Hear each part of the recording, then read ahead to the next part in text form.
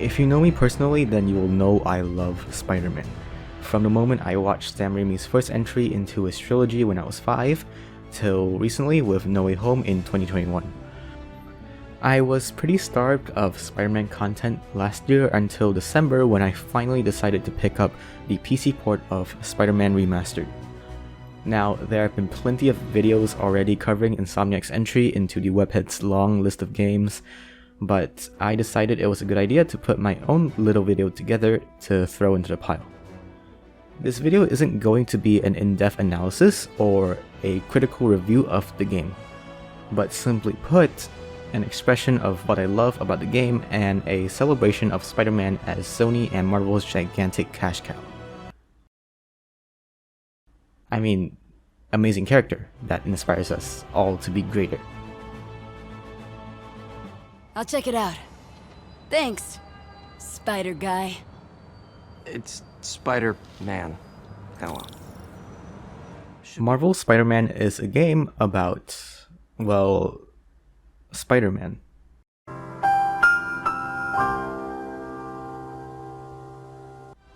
This game truly allows players to experience the amazing fantasy of being our favorite wall crawler.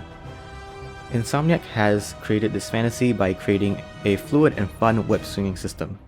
Spider-Man's mode of traversal is one of his most unique traits, so this was an absolutely essential mechanic they had to nail. And so they did. The thrill that you get from spinning out a web to swing off of right before hitting the ground and carrying that momentum of your freefall into the next swing is a feeling that I will never tire of. I've even found myself booting up the game after the campaign just to swing around the city while listening to music without any purpose. The swinging mechanics are just that good. It strikes an almost perfect balance of being easy to pick up and play for newcomers and being challenging enough for experienced players who are looking for more freedom of expression. Another cornerstone of Marvel Spider-Man's gameplay is the combat. Now, the game's combat system has already been endlessly compared to Arkham's free-flow combat system, so I'll save you the torture. Just kidding. This game does take some notes from its predecessors, with a single button dedicated for attacking, another for evading attacks, and the ability to do instant takedowns. I believe that it's a good thing that it's being compared to Arkham because it is, at the end of the day, a very successful game series with an addictive combat system. For Spider-Man's combat to be compared to this is proof that inspiration was taken from the right place and that the system is able to stand up on its own next to the best in its contending category. But no matter what anyone says, this game is not an Arkham clone and I will die on this hill if I have to. Spider-Man feels much more agile compared to Batman due to the addition of dodges, wall attacks, and air combat. There's also the addition of gadgets like the web bomb and concussion blast, which brings me to a criticism that I have with this game. The gadgets are very overpowered. I brought up the web bomb and concussion blast specifically because once you've maxed them out, dealing with enemies is extremely easy. They're back! Don't let them hurt me! Hey fellas! Spider-Man's ripping us off! Brian, over. Surprise!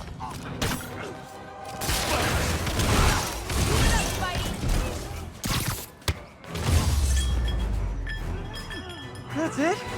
I feel like the hold-up guys are phoning it in lately. Thanks, Spider-Man. I was totally bluffing those guys. But if you can find yourself sticking to hand-to-hand combat for the most part, the combat system is just as challenging and addictive as Arkham's. I truly believe these two aspects of Marvel Spider-Man is what makes it an engaging and fun game for those who want the Spider-Man experience, as I call it. In conclusion, this game really makes you feel like Spider-Man. 10 out of 10 IG.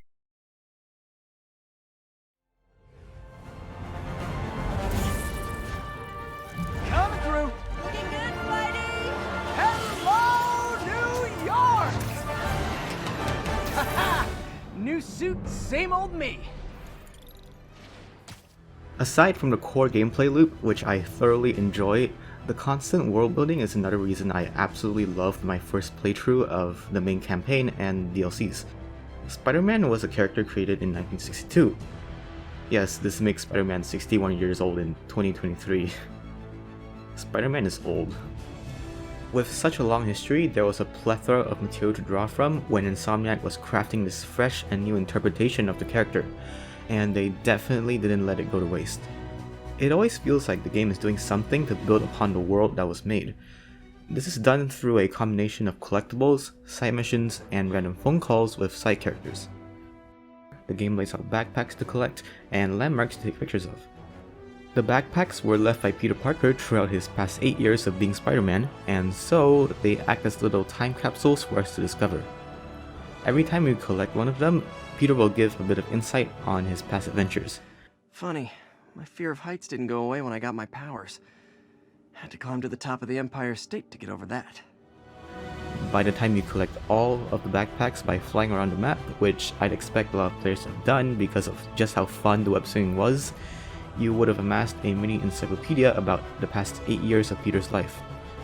You would have gotten to know about the villains, his old inventions, a bit about his high school life, and his relationship with MJ. Wait, if Spider-Man's webs canonically dissolve after 2 hours, how have these backpacks been sitting here for at most 8 years? The landmarks are also nothing to scoff at, as it shows how much love was put into this beautiful and detailed rendition of Manhattan. The developers of the game added some landmarks that connect Spider-Man City to other heroes in the Marvel Universe, most notably the Sanctum Sanctorum, Matt Murdock's law office, the Wakandan embassy, and of course, Avengers Tower. You can even get the Bagman outfit and Future Foundation suit, which might imply the existence of the Fantastic Four.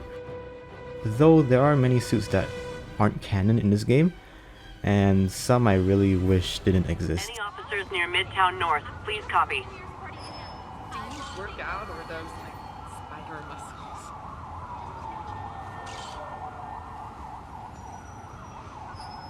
Are we in danger? This game also lets you embark on side quests, which give you little mini side plots to follow alongside the main story. My favorites were the side missions where you had to collect Howard's pet pigeons, and one where you had to rescue a citizen who's fighting crime in a Spider-Man costume. These may seem insignificant to the grander story, but I think that's the point. It gives you a look into the lives of average New Yorkers who can't do whatever a spider can, and aren't involved in this city-ending larger-than-life plot. It allows the city to feel lived in, with real people and many different stories behind each and every one of them. And if that wasn't enough, Insomniac also decided to give us more time with the side characters through phone calls and J. Jonah Jameson's podcast. I absolutely adored the way side characters would just give Spider-Man a call to fill him in on his progress on a certain side quest, or to tell him about the enemy's base of operations while he's in the middle of infiltrating it. Sometimes characters would just call at random outside of the missions to talk to Peter. Hey, Peter. Miles, you done with your assignments? Yeah, and I can see why it's so important. But listen, I took a look at those web shooters in your bag. Are those for me? Yes, but only when you're ready. What were you doing in my bag? It was open. As for the podcast, Just the Facts with J. Jonah Jameson, Jameson will report on what you've done in the main story and side missions, but of course he twists the story in a way that will put the blame on Spider-Man. We never once get to physically see Jameson in the game, but I honestly found myself really liking this character. With so many calls and podcast episodes, I expected them to get really annoying, but they surprisingly didn't. Getting a call from MJ, Aunt May, or Miles was always a treat, as it was all performed by a talented cast. Their conversations with Peter always felt grounded and real. Everything you have is built on lies! Lies!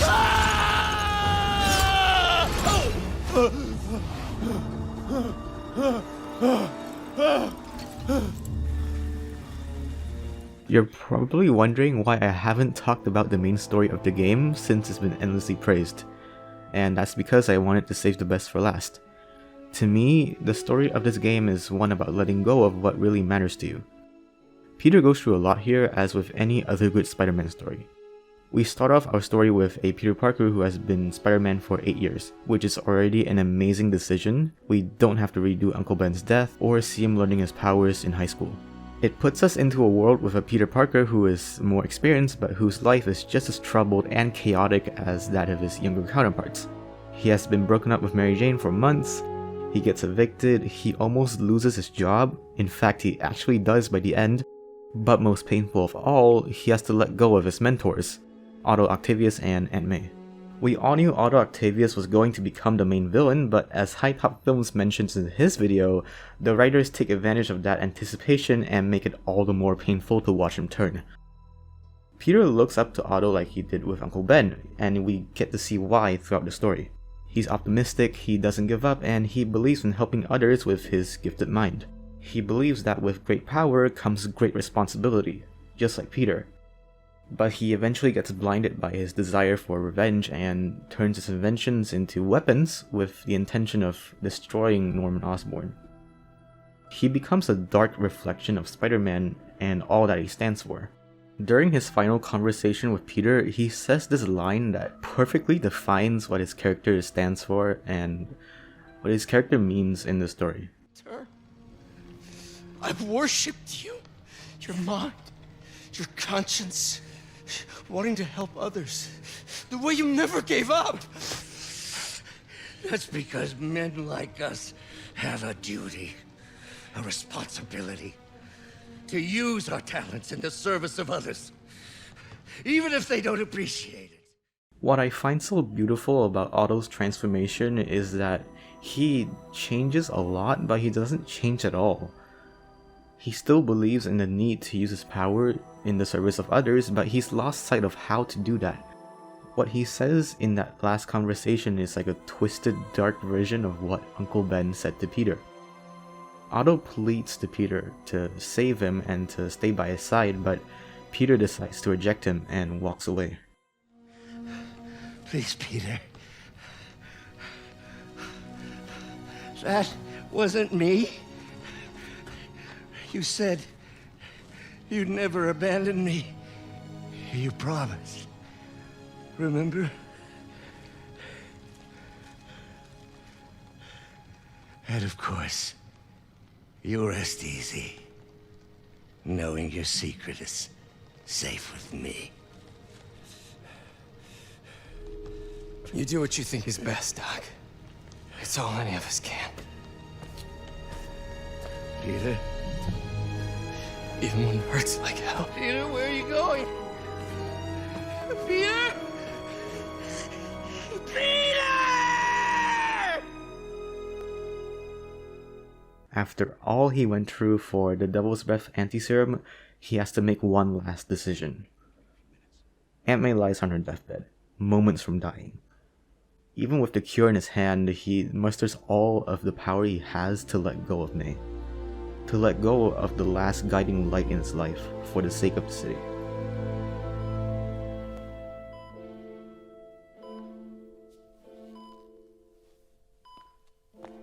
You're gonna be okay, ma'am. I've got the cure right here. Take off your mask. I want to see my nephew.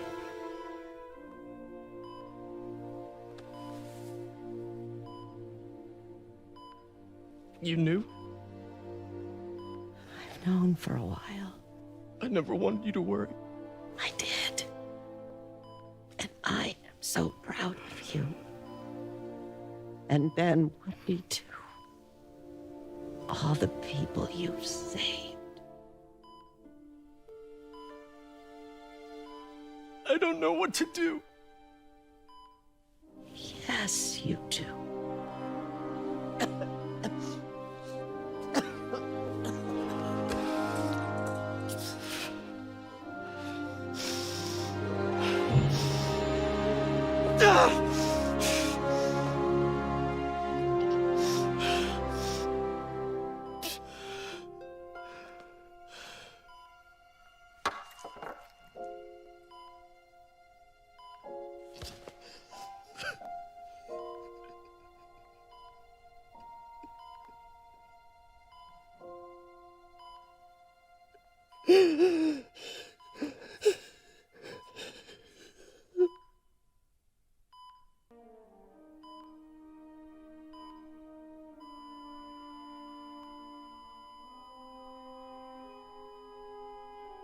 My first playthrough of the game was definitely not the first time I had seen the story.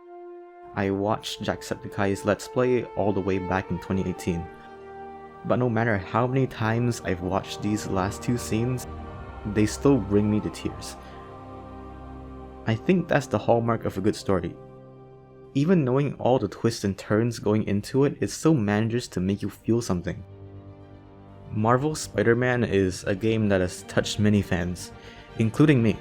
Spider-Man's journey in video games has been a rocky one with its ups and downs, but through all of it, Marvel's Spider-Man manages to stand out as a masterpiece of a game. A game greater than the sum of its parts, an amazing, spectacular, and sensational game. Spider-Man, through his decades worth of stories, no matter the medium, encourages us to be better than we were yesterday. He teaches us not to let our mistakes define us, and to always use our strengths to help others. That's what Spider-Man means as a fictional character. He's a symbol of strength, altruism, and determination for our fans all around the world. In short, Spider-Man inspires us to be great.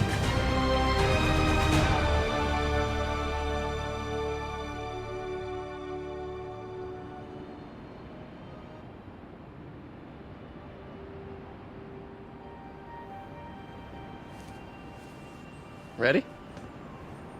I think the web shooters are a little tight. Get used to it. Just try to keep up.